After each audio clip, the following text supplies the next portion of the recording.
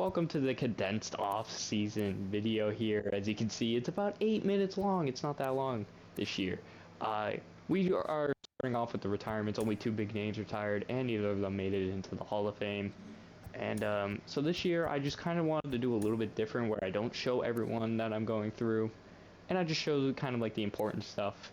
And I'll just kind of sum it up a little bit. I mean, 8 minutes. I'm not trying to waste anyone's time here.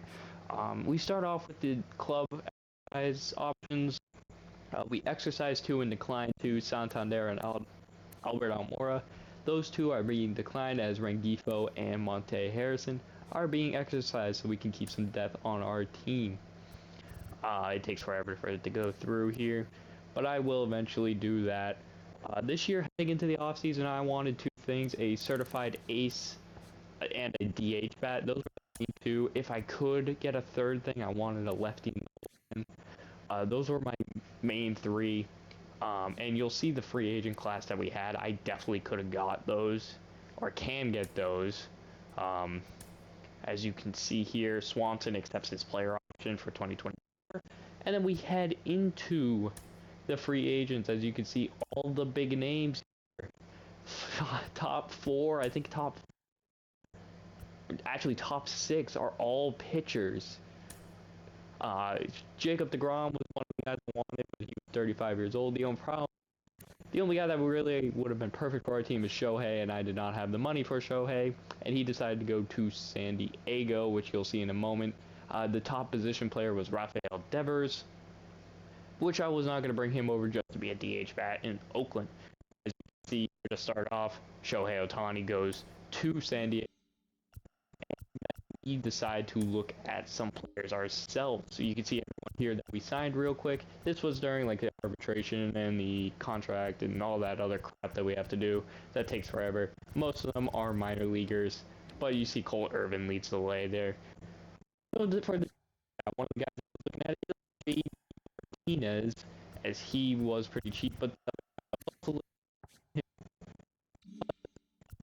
Hunter Renfroe,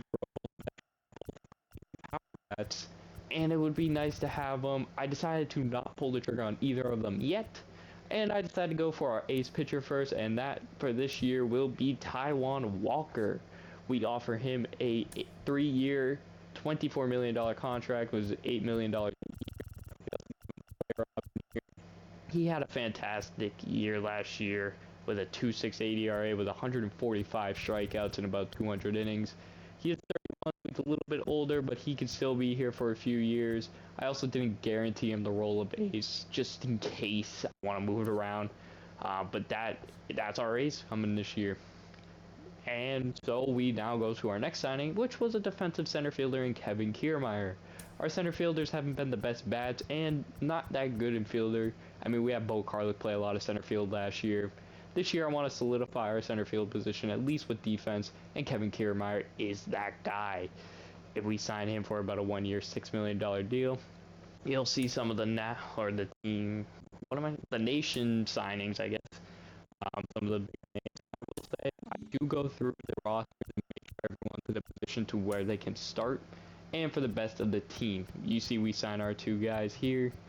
And we'll continue, and we decide, after looking at Eduardo Escobar as well, a switch hitting bat that could DH for us.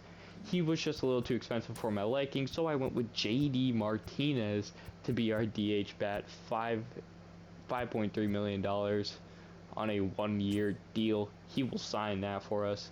But other teams, I repositioned some of their players because you will see some of them have problems. For example, the Chicago Cubs, they ended up with 3 third basemen in their top 5, and you'll see how they ended up with 3 third basemen in their top 5. Before I continue that, we decided to make our biggest name or splash in the free agency, and that was bringing on Josh Hader to be our lefty in the bullpen. And so I basically hit all 3 of the the birds that I wanted in this off season. We got our DH bat, we got our ace, and then we eventually get our lefty, a new closer in Josh Hader. As I was saying, though, the Cubs ended up with 3 third basemen. Now they only have 1, at least in the major league level right now, third baseman. Just trying to get them some more wins, I guess, getting them a better opportunity.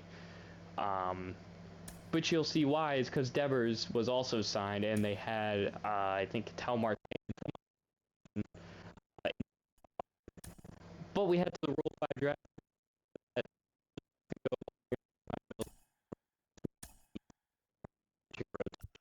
I do plan on showing the teams we face before we play them this year.